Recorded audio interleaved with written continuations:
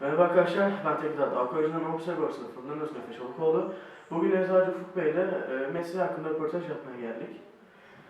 Merhaba, benim merak ettiğim sorulardan biri, en çok merak edilen sorulardan biri, tüm ilaçlar eczanelerde mevcut.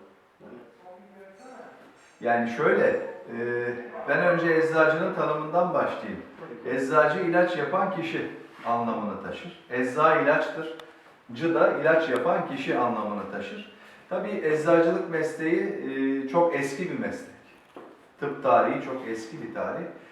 Eskiden eczanelerde yapılan ilaçlar artık fabrikalarda yapılıyor.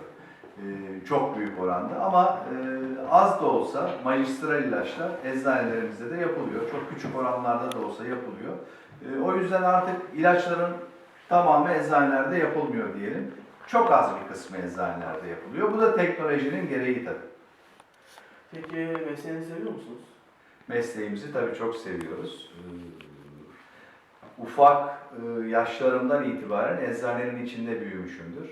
Yaklaşık 12-13 yaşından itibaren çıraklıkla başlayan mesleğe girişim en sonunda eczacı olmakla tamamlandı. 89 yılında fakülteyi bitirdim. 23 yıldır aynı adreste Ersöz Eczanesi'ni işletiyorum. Mesleğimi çok seviyorum. Hangi okuldan mezun oldunuz?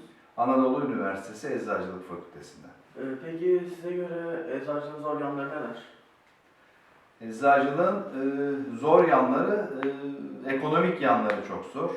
Geçmişte eczacılık mesleği biraz daha rentable bir meslekti. Biraz daha elit bir meslekti, öyle diyelim.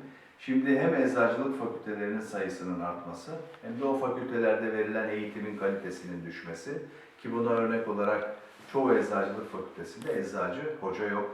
Bunlar önemli. Ama tabii şu an ekonomik olarak eczacılar çok zor durumda.